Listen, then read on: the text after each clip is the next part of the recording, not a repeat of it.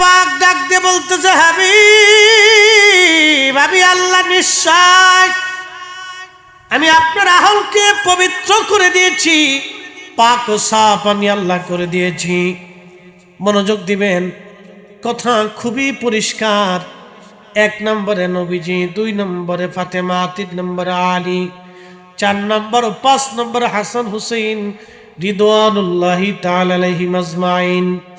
এই 5 জন ব্যক্তি আল্লাহ কর্তৃক পবিত্র, আল্লাহ কর্তৃক তারা পবিত্র, আল্লাহ কর্তৃক তাইয়্যিব এবং তাহের আল্লাহ বানায় দিলেন তাদেরকে।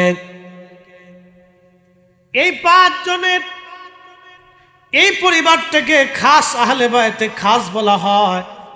আহলে বায়তে আম, প্রিয় নবীর অন্যান্য পরিবারের সদস্য যারা আছেন তারা আহলে বায়তের সদস্য, কিন্তু এই 5 জনকে আল্লাহ একবারে খাস ভাবে নির্বাচন করলেন। মনোযোগ দিয়ে কথাগুলি শুনবেন।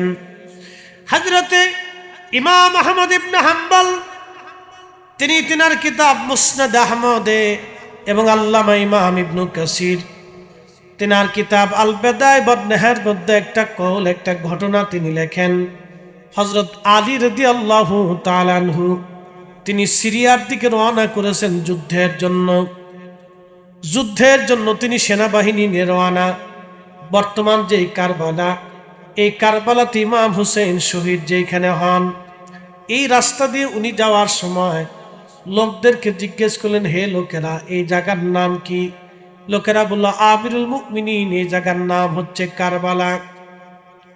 ওই কারবালাতে একটা বিশেষ ধরনের গাছ ছিল, ওই গাছের নাম হলো হানজাল গাছ। গাছের নাম বলা হতো হানজাল। এই বিশেষ গাছ হানজাল গাছ দেখে হযরত আলী রাদিয়াল্লাহু আনহু তিনি সওয়ারি থেকে নামলেন, ঘোড়ার পিঠ থেকে তিনি নামলেন, নেমে ওই হানজাল গাছের পাশে গেলেন। গাছের পাশে জায়গা হযরত আলী রাদিয়াল্লাহু আনহু ওইখানে যায় নামাজ বিছাইয়া তিনি নামাজ পড়া শুরু করে দিলেন। নামাজ পড়িয়া হযরত আলী 2টা হাত বাড়াই দিয়ে চোখের পানি ছেড়ে দিয়ে কাঁদতে শুরু করলেন, দোয়া করতে লাগলেন।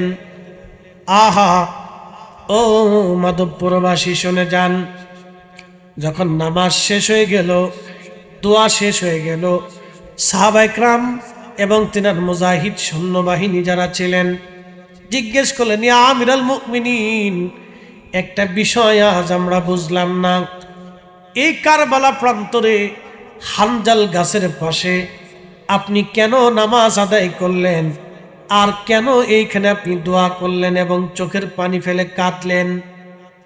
কি দোয়া আপনি করলেন? কেন দোয়া করলেন? কিসের নামাজ আপনি হানজাল গাছের পাশে পড়লেন? বিষয়টা কি খোলাসা করবেন? আমিরুল মুমিনিন হযরত আলী রাদিয়াল্লাহু আনহু ডাক দেয়া বলে, সাথীরা, আমার সঙ্গীরা, তোমরা শুনে রাখো, এই ময়দানে আমার হুসাইন সহ আমার পরিবারের লোকজন নির্মমভাবে শহীদ হয়ে যাবে। আমি যে হানজাল গাছের পাশে নামাজ পড়েছি, এইখানে আমার হুসাইন শহীদ হবে, আমার হুসাইনের সাথী যারা তারা শহীদ হবে। আমি আলী এইখানে বসে দোয়া করলাম, এই জন্য নামাজ পড়লাম, আল্লাহর শুকরিয়া নামাজ, দোয়া করলাম এই জন্য সেই কঠিন দিন আমার আওলাদদেরকে বিষম কষ্ট দেওয়া হবে, আমার স্বজনদেরকে বিষম কষ্ট দেওয়া হবে সেই দিন। হযরত আলী কাররামাল্লাহ চোখের পানি ছেড়ে দেখাতে, সাথীরা, আমি আমার রসুলের পবিত্র জবান থেকে শুনছি, এই কারবালার এইখানে হানজাল গাছের পাশে আমার হুসাইন শহীদ হবে। আমি বাবা দোয়া করে গেলাম, আমার সন্তান যাতে এই ময়দানে ওই সময় যাতে ধৈর্য ধরতে পারে এবং শাহাদাতের জন্য স্থির থাকতে পারে, ওই সময় যাতে আমার হুসাইন ধৈর্য হারা না হয়ে যায় এবং তার সাথীরা যাতে ধৈর্য হারা না হয়, সেই জন্য আমি আলী এখানে দোয়া করে গেলাম। বন্ধুগণ, তিনি শহীদ হবেন এইখানে আল্লাহ রসুল আগে বলে গেলেন। হযরত আলী রাদিয়াল্লাহু আনহু দোয়া করে গেলেন। আল্লাহু আকবার। অনেক বড় লম্বা ঘটনা। হযরত আলী রাদিয়াল্লাহু আনহু শহীদ হয়ে গেলেন। ওনাকে যারা শহীদ করলো তারা খারিজির নাম ছিল আব্দুর রহমান মুলজিম। আব্দুর রহমান কোনো খ্রিস্টানের নাম হয় না, কোনো ইহুদির নাম হয় না, কোনো বৌদ্ধ বা হিন্দু অথবা কোনো শিখের নাম হয় না।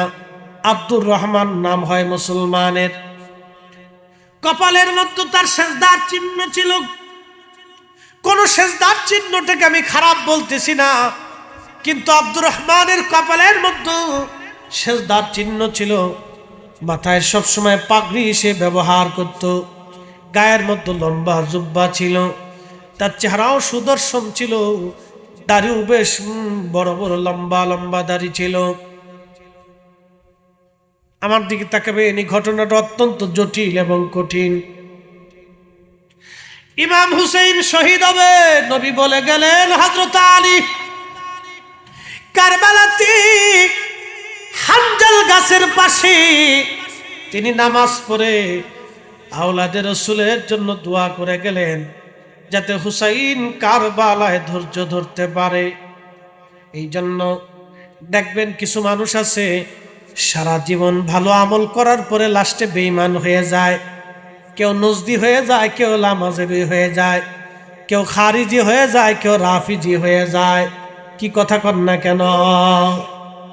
আব্দুর রহমান মুলজিম খারিজি সে আবা গায়ে দিত, কিন্তু আবার নিচে কোমরের ভিতরে সে একটা ছুরি রাখতো, একটা তলোয়ার রাখতো, ছোট্ট তলোয়ার, দুই পাশের ধারালো একটা ছুরি সবসময় সে সাথে রাখতো। উদ্দেশ্য একটা, হযরত আলীকে সে শহীদ করে দিবে। সুযোগ বুঝে একদিন নামাজের কাতারে দাঁড়ায় গেল। হযরত আলী রাদিয়াল্লাহু আনহু নামাজ পড়তে লাগলেন। রুকুতে সেজদাতে যাওয়ার পরে এই আব্দুর রহমান ছুরি বের করে ওনার মাথা মুবারকে কর্ণের গোড়াতে বারবার অনেকগুলি আঘাত করলেন। কেটে ফেটে রক্ত পড়তে লাগলো। হযরত আলী রাদিয়াল্লাহু আনহু মসজিদের মধ্যে পড়ে গেলেন। রক্তক্ষরণ চলল একাধারে 3 দিন। রক্ত বন্ধ করা গেল না। রক্ত একবারে শুভ্র দাড়িগুলি ভিজে ভিজে পড়তে লাগলো টপ টপ করে। হযরত আলী রাদিয়াল্লাহু আনহু আহত হয়ে গেলেন। 3 দিন রক্ত বন্ধ করা গেল না। রক্ত বের হতেই লাগলো তার।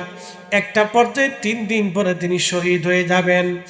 এমন সময় লোকেরা যাইয়া আমিরুল মুমিনিন হযরত আলী রাদিয়াল্লাহু আনহুর কাছে যা বলেন, আমিরুল মুমিনিন, আপনি যদি হুকুম দেন তাহলে আব্দুর রহমান মুলজিম খারিজিকে আমরা হত্যা করে ফেলবো।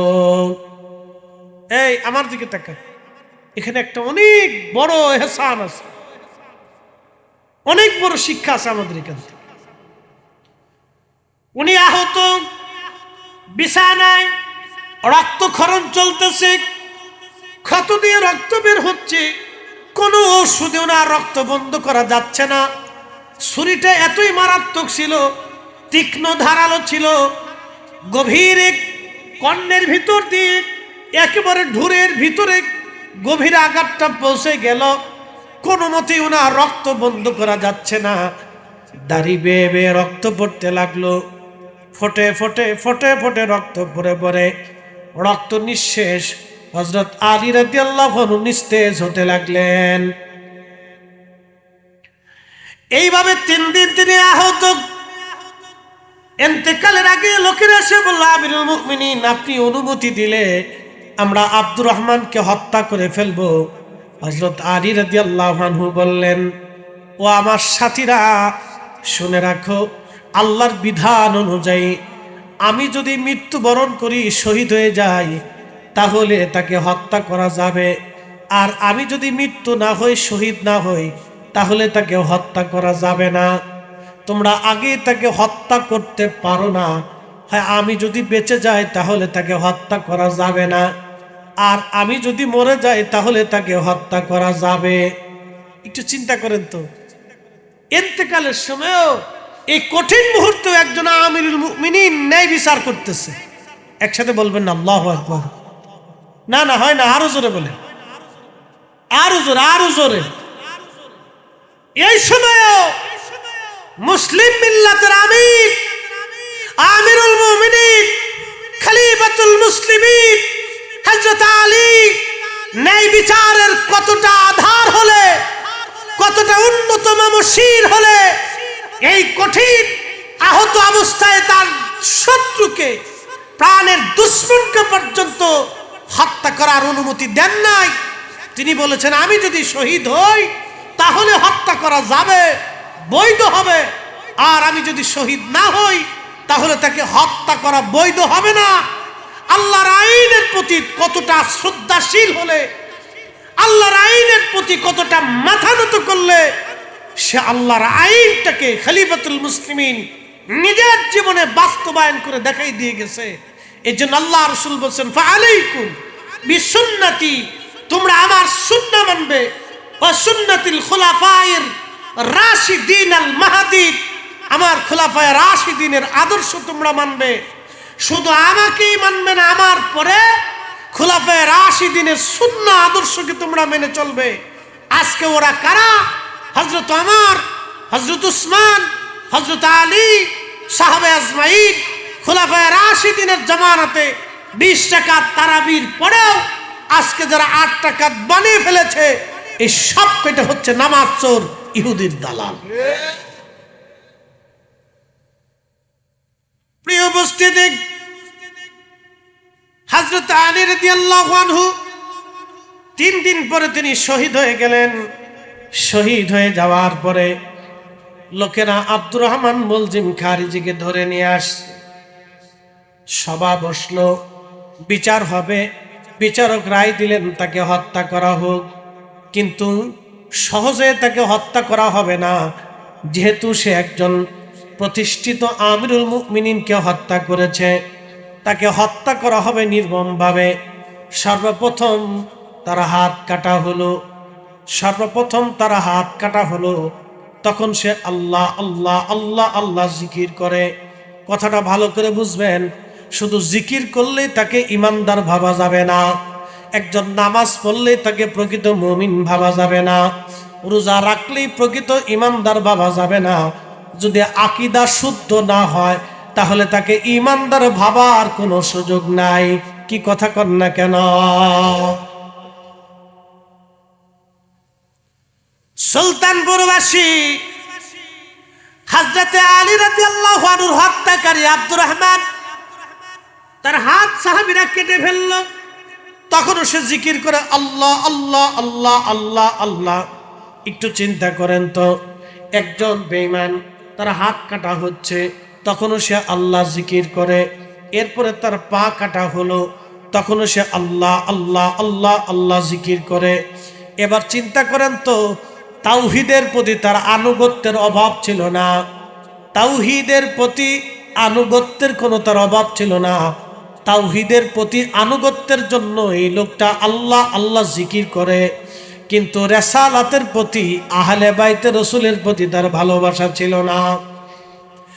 আহলে বাইতে রাসূলের প্রতি ভালোবাসা না থাকার কারণে রাসূলের খলিফা, নবীর জামাতা, নবীর আহলে বায়াত, রাসূলের চাচাতো ভাই হযরত শেরে খুদা আলীকে হত্যা করার কারণে তার জিকির, তার ইবাদত, তার কালেমা, তার নামাজ, তার রোজা, তার ইবাদত, তার কোরআন তেলাওয়াত, তার জীবনের কোনো নেক আমল তাকে জান্নাতে নিতে পারে না, আর পারবে না।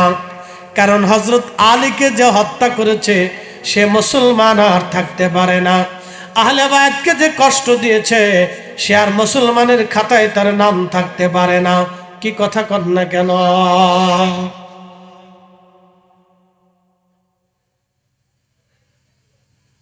সে জিকির করতেছে আল্লাহ আল্লাহ আল্লাহ আল্লাহ, হাত কাটছে তখনও জিকির করে আল্লাহ আল্লাহ আল্লাহ আল্লাহ, পা কাটছে তখনও জিকির করে আল্লাহ আল্লাহ আল্লাহ আল্লাহ, তখনও সে জিকির করে। সাহাবীরা গলা চিপ দিয়ে ধরছে, সাহাবীরা তোরা গলা চিপ দিলি কেন? ও তার চোখ উঠিয়ে ফেলা হলো।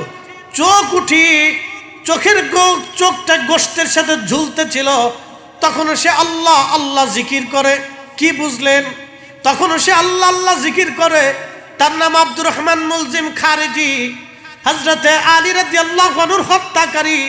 এই লোকটা তখনও জিকির করে আল্লাহ আল্লাহ আল্লাহ আল্লাহ।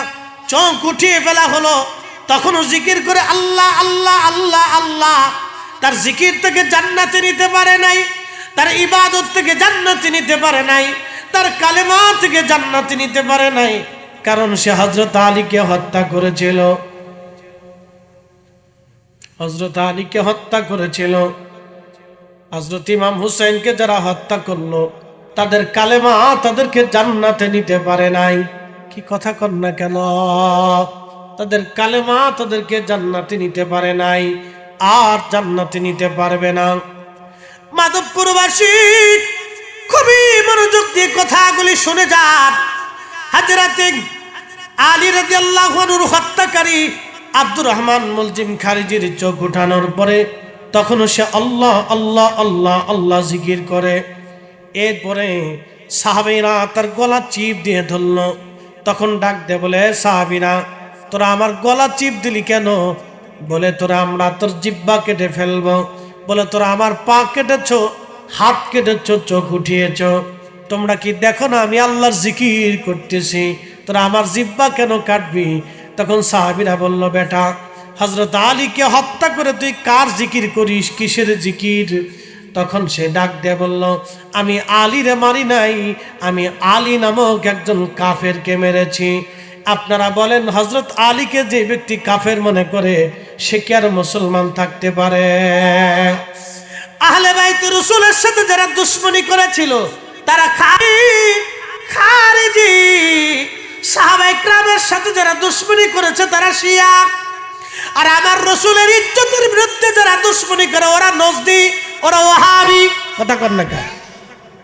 পরিচয় আছে না? কথা কন না কেন? পরিচয় আছে নি? পরিচয় আছে।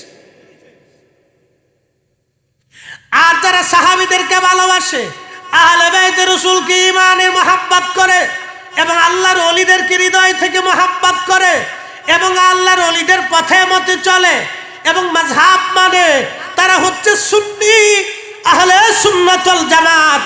তারা সুন্নি মুসলমান, তারা সুন্নি মুসলমান। মনোযোগ দিয়ে কথা শুনে যাবেন। হযরত আলী রাদিয়াল্লাহু আনহুর হত্যাকারী আব্দুর রহমান মুলজিম খারিজিকে হত্যা করা হলো। দেখেন তার জিকির, তার নামাজ, তার কালেমা, তার রোজা, তার হজ, তার যাকাত তাকে জান্নাতে নিতে পারে নাই, কারণ আহলে বাইত রাসূলের সঙ্গে সে দুশমনি করেছে। আহলে বাইত রাসূলের সঙ্গে দুশমনি করেছে। খলিফাতুল মুসলিমিন হযরত আলীর সঙ্গে দুশমনি রাখার কারণে তার কোনো ইবাদত আল্লাহ কবুল করে নাই, কোনো ইবাদত দিয়ে সে আল্লাহর জান্নাতে যেতে পারে নাই। মাধবপুরবাসী, হযরত ইমাম হুসাইন রাদিয়াল্লাহু আনহু কারবালায় 22,000 সৈন্য সামনে দাঁড়ানো। আমার দিকে কথাগুলি শুনে যাবেন। 22,000 সৈন্য সামনে দাঁড়ানো। 22,000-এর মধ্যে একজনও খ্রিস্টান নাই, একজন ইহুদি নাই, একজনও শিখ নাই, একজনও হিন্দু নাই, একজনও বৌদ্ধ নাই, একজনও নাস্তিক নাই। 22,000-এর মধ্যে সবাই কালমা পড়নে বলা মুসলমান ছিল। আর যিনি 22,000-এর প্রধান সেনাপতি যিনি ছিলেন, তার নাম আমর বিন সাদ। তার পরিচয়টা দিয়ে যায়, তিনি এমন একজন সাহাবীর ছেলে ছিলেন, দুনিয়ার থেকে যে সাহাবী জান্নাতের সার্টিফিকেট পেয়েছেন, এ সাহাবীর নাম সাদ বিন আবি ওয়াক্কাস।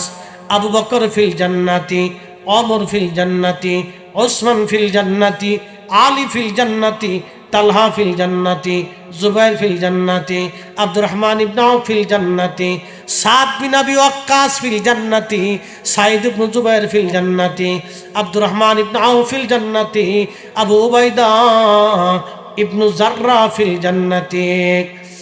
10 জন সাহাবী জান্নাতি। এই 10 জনের একজনের নাম সাদ বিন আবি ওয়াক্কাস রাদিয়াল্লাহু আনহু। তিনি তখন ইন্তেকাল করেছিলেন। তার ছেলের নাম আমর। এই আমর হলো কারবালার প্রধান সেনাপতি। ইয়াজিদের পক্ষে টাকার কাছে, ক্ষমতার কাছে মানুষের ঈমান বিক্রি হয়, যেটা বর্তমানে মধ্যপ্রাচ্যের ডলারের কাছে আমার দেশের কিছু মাথা মোটা শায়েকরা বিক্রি হয়ে গেছে। ইসরায়েল যখন ফিলিস্তিনিদেরকে হত্যা করে তখন তারা মুখ বুঝে মুখের মধ্যে আঠা মেরে বসে থাকে। তারা ইসরায়েলের পক্ষ মনে মনে নেয়। মনে রাখবেন আপনারা, ওই যে দাজ্জাল পৃথিবীতে আসবে, দাজ্জালের প্রথম কাতারের সৈনিক হবে 70,000 ইহুদি। আর ইহুদিদের সাপোর্টার হবে সুফিয়ানি বাহিনী।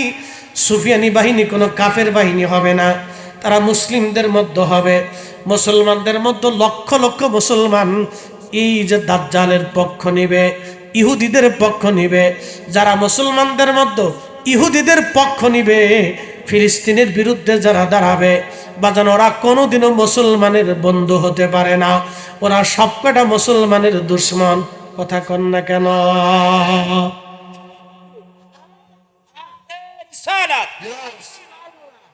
মুসলমানের শত্রুরা, মুসলমানের শত্রুরা, আহলে বায়াতের শত্রুরা মুফতি জহুরুল ইসলাম ফরিদী সাহেব।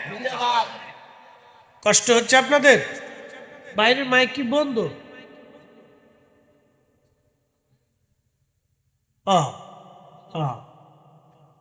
বাইরে নামাজ শুনতেছে।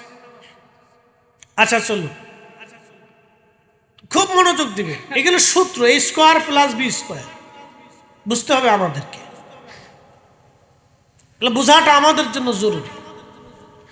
আমর বিন সাদ টাকা ক্ষমতার জন্য আহলে বাইতে রসুলের বিরুদ্ধে আজকে অস্ত্র নিয়ে দাঁড়িয়ে গেছে। 22,000 সৈন্যের তিনি এই ব্রিগেডের যিনি প্রধান, সেনা প্রধান, আজকে কারে মারতে আসছে? যার নানা ইমানের ফাউন্ডেশন। কি কথা কর না কে? কারে হত্যা করতে আসছে? যার নানা হাতে হাউজে কাউসারের পানি। কারে মারতে আসছে? যার নানার হাতে মাকামে মাহমুদ। যার কাকে মারতে আসছে? যার নানার হাতে জান্নাতের চাবি। কাকে মারতে আসছে? যার নানা ইমানের মূল। কি কথা কর না কে? ঠিক কিনা? কাকে মারতে আসছে? যার নানাকে মহাব্বত করলে জান্নাত পাওয়া যায়। কাকে মারতে আসছে? যার নানার সাথে দুশ্মনী করলে জাহান্নাম ওয়াজিব হয়ে যায়। কাকে মারতে আসছে? তাকে কে? যিনি মারতে আসছেন তিনি এমন একজন সাহাবীর ছেলে, যে সাহাবী দুনিয়া থেকে জান্নাতের সার্টিফিকেট নিয়ে চলে গেছে। তার সন্তান আজকে টাকার জন্য আসছে, ক্ষমতার জন্য আসছে। বুঝতে পারছেন? বুঝে যাবেন, ক্ষমতা টাকার জন্য। বুঝে যান, টাকা ও ক্ষমতার জন্য আজকে আসছে সে আহলে বাইতে রাসূলের বিরুদ্ধে দুশমনী করার জন্য। হযরত ইমাম হুসাইন অনেক ওয়াজ। ইমাম হুসাইন রাদিয়াল্লাহু আনহু, ওনাকে শহীদ করা হলো। অনেক বড় লম্বা ওয়াজ, মনোযোগ দিবেন। শহীদ করার পরে আওলাদে রাসূলের পবিত্র দেহ মোবারক আল্লামা ইমাম ইবনে কাসির আল বেদার একটা বর্ণনায় লেখেন, তারা চিন্তা করলো যদি আমরা কবর দিয়ে সীমানা দিয়ে যাই তাহলে সারা জীবন মানুষ আসবে, এসে ইমাম হুসাইনের জিয়ারত তারা করবে। ওরা চিন্তা করলো আহলে বাইতে রাসূল ইমাম হুসাইনের মাজার রওজা যাতে কোনোদিন খুঁজে না পায়, সেই জন্য তারা আহলে বাইতে রাসূলের পবিত্র দেহ মোবারক দাফন করলো। দাফন করার পরে পাশে যে ফরাত নদী, এই ফরাত নদী থেকে তারা মশক ভরে ভরে পানি আনলো। পানি এনে সারা কারবালার ময়দান পানি দিয়ে দিয়ে দিয়ে দিয়ে একবারে তারা সমান করে দিল। কোন জায়গা কবরের চিহ্ন পর্যন্ত হারায় গেল। ইতিহাসের সবচেয়ে কঠিন ঘৃণিত কাজ কারবালাতে ইয়াজিদ বাহিনী করেছিল। কিন্তু আজকে যারা বুকে হাত বেঁধে নামাজ পড়ে, ওই যে মধ্যপ্রাচ্যে সৌদি আরবে ইয়াজিদের নামে মাদ্রাসা হয়। আচ্ছা আপনারা বলেন, ইয়াজিদের নামের মাদ্রাসায় যদি কেউ পড়ে তাহলে এটা কি পড়া পড়লো? এবার আপনারা নিজেরাই বুঝেন। ইয়াজিদ ইবনে মুআবিয়া নামে সৌদি আরবে মাদ্রাসা হয়েছে। মনোযোগ দিন, ইয়াজিদের নামে মাদ্রাসা হয়েছে। এই যে আমাদের দেশে যারা বুকে হাত বেঁধে নামাজ পড়ে, এরা মুহররম মাস আসলে প্রত্যেক মসজিদে ইয়াজিদের বন্দনা গায়। তারা বলে তিনি একেবারে নির্দোষ ছিলেন এবং বিরাট বড় বুজুর্গ ছিলেন। নাউজুবিল্লাহ, কি আসতে হবে না জোরে হবে? যারা ইয়াজিদকে 1450 বছর পরে বাঁচাইতে চায়, তারা সবকটা আল্লাহ রসুলের দুশ্মন। আসতে বলেন কেন, জোরে বলেন না ডর লাগবে? সবকটা আল্লাহ রসুলের দুশ্মন। মনোযোগ দেন। এরা আবার আপনারা এসে সহিহ হাদিসের দোহাই দিয়ে শিরিকের মাসলা দিবে। মিলাদুন নবীর তো পুরাটাই তারা শিরিক বেদাত বলিয়ে বন্ধ করে দেওয়ার জন্য উঠে পড়ে লাগছে। আমার দিকে তাকাবেন, সময় সংক্ষিপ্ত, মূল্যবান কথা। তো হযরতে রাসূল করিম সাল্লাল্লাহু আলাইহি সাল্লামের আহলে বাইত আওলাদে রাসূলের পবিত্র দেহ মাটিতে দাফন করে তারা সারা কারবালাতে পানি এনে ঢেলে ঢেলে পানি দিয়ে একবারে মাটিকে সমান করে দিল। তো কবরের আর কোনো চিহ্ন নাই। মরুভূমির বেদুইন পল্লীতে যারা থাকে তাদেরকে আঞ্চলিক ভাষায় বধু বলা হয়। তো একজন বেদুইন বধু, তিনি শুনতে পারছেন ইমাম হুসাইন রাদিয়াল্লাহু আনহু কারবালায় শহীদ। ইশকে রাসূলের তাড়না সহ্য করতে না পেরে সুদূর মরুভূমি থেকে দৌড়ায়া কারবালায় যখন আসছে, তখন আর কারবালায় কোনো চিহ্ন নাই। ওই ইয়াজিদি বাহিনী চলে গেছে কুফাতে। কারবালার লোকজনকে জিজ্ঞেস করল, হে লোকেরা, তোমরা বলো আমার হুসাইনের পবিত্র মাজার কোথায় আছে? আমি তো তারে দেখতে পারলাম না। অন্তত জিয়ারত করে মনের প্রশান্তি নিভায়ে যাই। আহা, কারবালার বাসী ডাক দে বলো, বধূ, তার মাজার যে কোথায় আছে আমরা কেউ বলতে পারবো না। কারণ হলো তার মাজার মাটির সাথে মিশিয়ে দিয়া পানি ঢেলে দিয়ে তারা নিশ্চিহ্ন করে দিয়ে গেছে। কোন স্থানে শনাক্ত করা আমাদের পক্ষে কোনো মতেই সম্ভব না। ঠিক তখন বেদুইনের চিন্তা হলো, আহা, আমার আহলে বাইত রসুল ইমাম হুসেন জান্নাতি মানুষ। আমার রসুল বলছেন, আল হাসানু ওয়াল হুসাইনু সাইয়্যিদা শাবাবি আহলিল জান্নাহ। আমার হাসান আর হুসাইন দুইজন জান্নাতের যুবকদের সর্দার। অবশ্যই তারা জান্নাতি। তারা যেখানে ঘুমায় সেখান থেকে জান্নাতের ঘেরান আসবে। একসাথে বলবেন আল্লাহু আকবার। অবশ্যই তারা যেখানে ঘুমায় ওখান থেকে জান্নাতের ঘেরান আসবে, ঘেরান পাওয়া যাবে। হযরত আহলে বাইত রাসূল ইমাম হুসাইন রাদিয়াল্লাহু তাআলা আনহু বাজার নামাজ যখন এই বেদুইন সারা কারবালার ময়দান ঘুরে ঘুরে মাটি নেয়, মাটিগুলি নাকের কাছে নিয়ে দেখে কোন মাটির ভিতর থেকে জান্নাতের ঘেরান আসে। সারা কারবালার ময়দান তন্ন তন্ন করে মাটিগুলি নিতে লাগলো। এই বেদুইন মাটিগুলি নিয়ে নিয়া যখন ইমাম হুসাইন রাদিয়াল্লাহু আনহুর মাজার বরাবর আসছে, ওইখান থেকে মাটি নিয়া যখন নাকের কাছে ধরছে, তখনই আল্লাহর বেহেশতের ঘিরান ওই মাটির ভিতর থেকে ভেসে আসছে। বেদুইন রওজা মুবারকের পুরান অঞ্চল থেকে মাটি নিয়ে লক্ষ্য করলে এখান থেকে জান্নাতের ঘেরান আসে।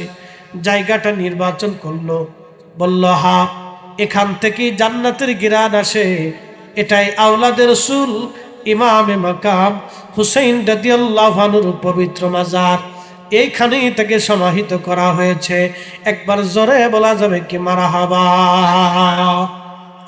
আখেরি সালাম লন ওহে নানা জান,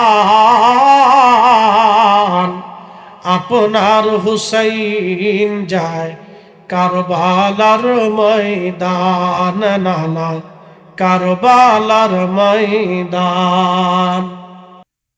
শুধু একটা দোয়া, একটা ওয়াদা আল্লাহ করেছে। নাহলে যে কাজ এই মানুষ জাতি করে, আকাশ থেকে বৃষ্টি আসা তো দূরের কথা, পাথর আসার কথা ছিল। ঠিক আছে না? পাথর আসা। প্রিয় উপস্থিতি, আপনি একটু চিন্তা করেন তো, আমার বিষয়ে ছেলেরা দিয়েছে হযরত বেলালের জীবনী এবং কারবালার ঘটনা। কোনটা কামো কিন্তু ওরা পোলাপান বুঝে না, আমাদেরকে বিষয় দিতে হয় না। আমরা যারা বক্তা, আমরা সব বিষয়ে আল্লাহ আমরা নলেজ দিছে, এটা আল্লাহ দিছে আর কি। শোনেন, আমাদের চাইতে জানলেওয়ালা কিন্তু লোক অনেক আছে, কিন্তু বলতে পারে না। মানে এটা একটা ক্যাপাসিটি, এটা আল্লাহ প্রদত্ত জিনিস।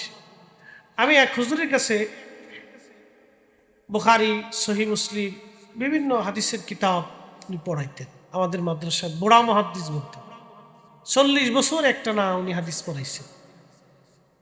তো হুজুর অনেক বড় জায়ীদ এবং জয়ীফ আলেম ছিলেন, খুব বৃদ্ধ আলেম ছিলেন। তো উনি যখন হাদিস পড়াইতেন তো মনে হইতো যে কোরআনের হাফেজ, কোরআন শরীফ পড়তেছে, এই ধরনের ইয়া ছিল ওনার সামনে। মাদ্রাসার বড় আলেমরা যারা প্রিন্সিপাল, ভাইস প্রিন্সিপাল, ওনারা হাদিস পড়তে সাহস করতেন, হুজুরের সামনে ডর করে, ভয় করে যে কোনটা ধরে বসবে। তো অনেক বড় আলেম ছিল, তা আমার খুব আদর করতে। তা আমি ছোটকাল থেকে এরকম ওয়াজ নসিহত টুকটাক পারি আর কি, গজল টজল গাই, মিষ্টি মিষ্টি কথা কই। তো হুজুর মাঝে মধ্যে আমার বলতে, মনু বরিশাল বাড়ি ছিল, মনু তুমি এমনি মিষ্টি মিষ্টি কথা কেমনে কও? আমি বলি, হুজুর এই আল্লাহ আপনারে দিছে আমরারে এই কোরআন কিতাব হাদিস বুখারী এগুলো শেখানোর জন্য, আর আমরারে আল্লাহ দিছে পাবলিকের ওয়াজ শোনানোর লাগে। আপনার কাজ একটা, আমরার কাজ আর একটা। এই জন্য বক্তা যারা, পারফেক্ট বক্তা যারা, সর্ববিষয়ে আল্লাহ তাদেরকে কিছু না কিছু নলেজ দেয়, দেওয়ার কারণে আমরা সব বিষয়ে, এটা আল্লাহ প্রদত্ত জিনিস। আমরা যখন ওয়াজে বসি তখন আল্লাহ প্রদত্ত, আল্লাহর পক্ষ থেকে এটা আসে। আমি যে আজকে ওয়াজ করব, এটা আমি আগেও কখনোই কল্পনা করিনি।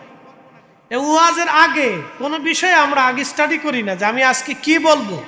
এটা আমাদের যারা আমরা একবারে বেশি ফেমাস যত বক্তা বাংলাদেশে আছে, তারা এই ধরনের স্টাডি করা লাগে না। মানে এটা আল্লাহ প্রদত্ত ভাবে আসে, আল্লাহর পক্ষ থেকে আসে।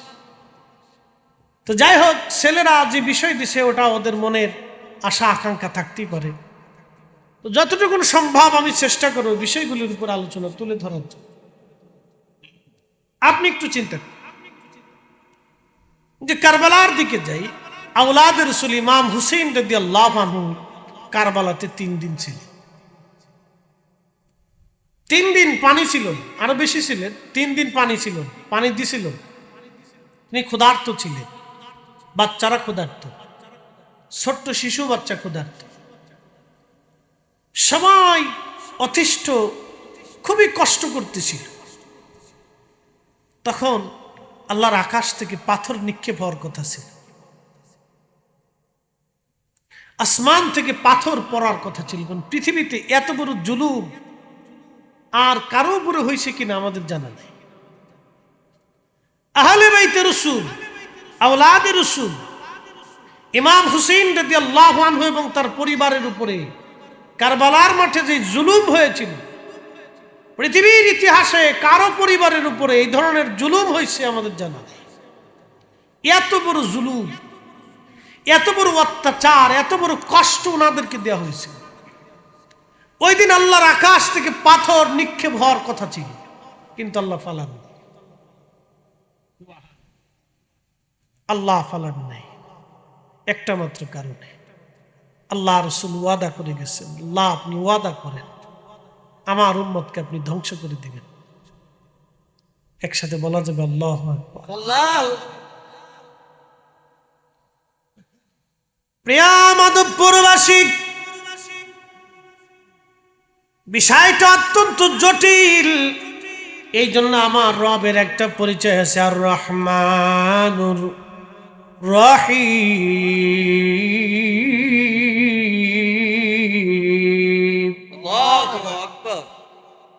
অনেক দামি নাম এই 2টা নাম। বিসমিল্লাহতে আল্লাহ 3টা নাম দিলেন, আল্লাহু রহমানুর রহিম। এই 3টা নাম যদি খোদার না থাকতো, তামাম সৃষ্টির মধ্যে কোনো অস্তিত্ব বলে কিছু থাকতো না। এই যে পৃথিবী দেখেন, এই পৃথিবীটা শুধু বসবাস উপযোগী, তাছাড়া যত গ্রহ উপগ্রহ আছে কোনোটাই বসবাস উপযোগী না। আমাদের উপরে চাঁদ আছে, বসবাস করার সুযোগ নাই। সূর্য আছে, বসবাস করার সুযোগ নেই। আরো গ্রহ উপগ্রহ আছে, বসবাস করার উপযোগী আল্লাহ বানান নাই। শুধু বসবাস উপযোগী পৃথিবীটাকে আল্লাহ বানাইলেন। পৃথিবীটাকে বানাইয়া সাগর আর নগর আর পাহাড় পর্বত নদী নালা দিয়ে, ঝর্ণা দিয়ে, গাছ দিয়ে, তরুলতা পাতা দিয়ে তামাম সৃষ্টিটাকে আল্লাহ সবুজ আর শ্যামল মরুভূমি দিয়ে, আল্লাহ পশু পাখি 4 লক্ষ প্রজাতির জীব জানোয়ার দিয়ে আল্লাহ পৃথিবীটাকে সুন্দর করে সাজাইলেন শুধুমাত্র মানব জাতির জন্যে, শুধু মানব জাতির জন্যে, শুধু মানব জাতির জন্যে। আরে মানব জাতিকে দুনিয়াতে পাঠাইলেন শুধু আমার রসুলের কারণে, নবীর কারণে। একবার জোরে বলা যাবে কি ইয়া রাসূলুল্লাহ? শুধু এই মানব জাতি আমার রসুলের কারণে। আরবিতে একটা প্রবাদ আছে, শরফুল মাকিনা অশরফুল মাকান, শরফুল মাকানে অশরফুল মাকিন। কিছু জায়গার কারণে মানুষের দাম বেড়ে যায়, কিছু মানুষের কারণে জায়গার দাম বেড়ে যায়। আমাদের নবীকে যদি,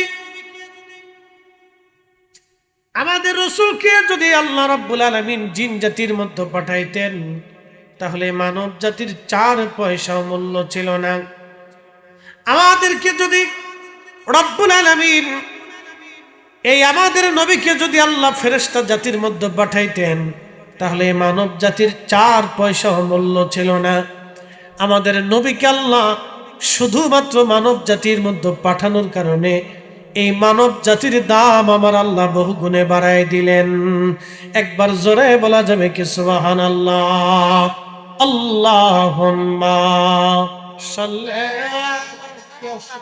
সাইয়্যিদানা মাওলানা মুহাম্মদ ওয়া আলা আলি সাইয়্যিদিনা মাওলানা মুহাম্মদ। জবরদস্ত।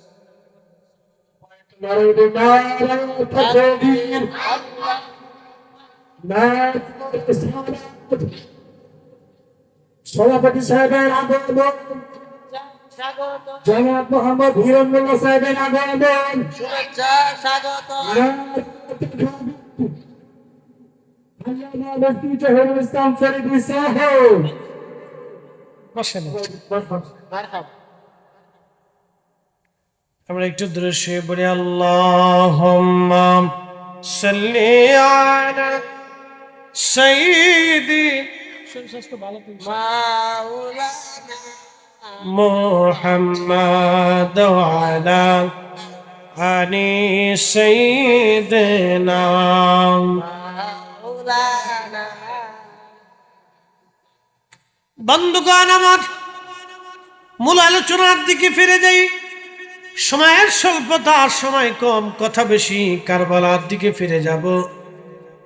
যদিও এটা কারবালার মাস না, সামনে আসতে যে জিলহজ, এরপরে হবে আপনার সফর, এরপরে মুহররম আসবে। খুবই মনোযোগ দিয়ে কথাগুলি শুনেন। মুহররম মাসে কারবালার আলোচনা আসবে। মুহররম, জিলহজের পরে মুহররম, তারপরে সফর, এরপরে রবিউল আউয়াল। কিন্তু এখন যেহেতু সামনে জিলকদ মাস শুরু হয়ে যাবে, জিলকদ মাস শুরু হচ্ছে, সামনে জিলকদের পরে জিলহজ। এখন আমাদের আলোচনার কথা ছিল হজের আলোচনা। এই বিষয়ে আমি যাব না, যেহেতু আমার বিষয় যেটা এটাই নিয়ে যাব। হযরত ইমাম হুসাইন রাদিয়াল্লাহু আনহু, তিনার সম্মান, তিনার পরিবারের সম্মান আল্লাহ কর্তৃক নির্বাচিত। আল্লাহ নিজে বলেছেন, ইন্নামা ইউরিদুল্লাহু লিউযহিবা আনকুমুর রিজসা আহলাল বাইতি ওয়া ইউতাহহিরাকুম তাতহীরা। রব্বুল আলামিন বললেন, আমার হাবিব আপনার আহলে বায়াতকে আমি আল্লাহ রাব্বুল আলামিন পবিত্রতর পবিত্র করে দিলাম, পাক ও পাক করে দিলাম, পবিত্রতর পবিত্র বানাই দিলাম। আপনি নবীর আহলে পরিবারকে পাক বানাইলাম। কোরআন কর্তৃক তারা 5 জন একেবারে পবিত্র। 1 নম্বর, বা কথা বলে না বাবা, একটু ফাঁকা ফাঁকা দেন, থাক থাক ওরা থাক থাক। আপনারা ইয়ে করেন না, আস্তে আস্তে এই আস্তে আস্তে আস্তে এদিকে এসো বাবা, এদিকে এসো, এদিকে এসো। এই শোনো, এদিকে এসো, এপাশে বসো, এদিকে এসো। এই তো সুন্দর হচ্ছে। এই রাশিয়ার ইউক্রেন এক জায়গায় থাকলে মিটিং চলতে থাকবে, ফাঁকা ফাঁকা সরাই দিতে হবে। ওরা তো তো সামনে আসছে, আগামী তো ওরা থাকবে, আমরা কবরে চলে যাব। কথা ঠিক কিনা? ওদের থাকা লাগবে, ওদেরকে বসাইতে হবে ইনশাআল্লাহ। কারণ যে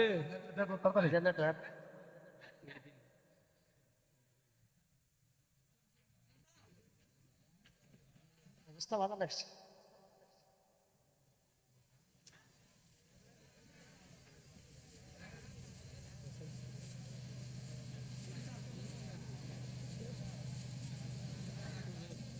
আপনার বক্তব্য টিভি চ্যানেল দেখছি অবশ্য। গত বছর সিলেট, গত বছর কি আমি আসছি? না না না, টিভির চ্যানেল ওই বয়ান কত বছর একটু পরে আলাপ করবো, বয়ান করুন। একটু জিকির করে লা ইলাহা লা ইলাহা ও লা ইলাহা হাসবি রাব্বি জাল্লাল্লাহ মা ফি কলবি গায়রুল আহানুর মুহাম্মদ সাল্লাল্লাহ, বলি নূর মুহাম্মদ সাল্লাল্লাহ, লা ইলাহা ইল্লাল্লাহ। এই লাইটটা বন্ধ করা যায়? বন্ধ করে দাও। লা ইলাহা লা ইলাহা ইল্লাল্লাহ মুহাম্মাদুর রাসূলুল্লাহ সাল্লাল্লাহু আলাইহি ওয়াসাল্লাম। কোরআনের আয়াত নাজিল হলো, আহলে বাইত রাসূলের মর্যাদা একটু মনোযোগ দিন। কোরআনের আয়াত নাজিল হলো, আল্লাহর হাবিবের তখন গা মুবারকে একটা কালো চাদর ছিল, পশমের চাদর, একটু মোটা কম্বলের মতো। ওই চাদর মোড়া দিয়ে হুজরা শরীফ থেকে নবীজি বের হইয়া হযরত ফাতেমা রাদিয়াল্লাহু আনহার বাড়ির দিকে হাঁটতে শুরু করলেন। ফাতেমা রাদিয়াল্লাহু আনহার ঘরের সামনে যে দাঁড়াইলেন, নবীজিকে দেখে হযরত ফাতেমা দৌড়ায় আসছেন। আল্লাহর নবী তাকে চাদরের মধ্যে জড়িয়ে ধরলেন, চাদরের ভিতরে নিয়ে গেলেন। এমন সময় হযরত আলী আসলেন, আল্লাহর নবী তাকেও চাদরের মধ্যে জড়িয়ে নিলেন। এমন সময় হযরত ইমাম হাসান হুসাইন রাদিয়াল্লাহু আনহুমা 2 ভাই দৌড়ে আসছেন। আল্লাহর নবী তাদেরকেও চাদরের মধ্যে জড়িয়ে ধরলেন। জড়িয়ে ধরে নবী বলতে লাগলেন, আল্লাহুম্মা হাউলাই আহলি, আল্লাহ এরা আমার আহলে বায়াত। আল্লাহুম্মা হাউলাই আহলি, আল্লাহ এরা আমার আহলে বায়াত। সুম্মা তালা, এরপরে নবী তেলাওয়াত করলেন, ইন্নামা ইউরিদুল্লাহু লিউযহিবা আনকুমুর রিজসা আহলাল বাইতি ওয়া ইউতাখিরাকুম তাতহীরা।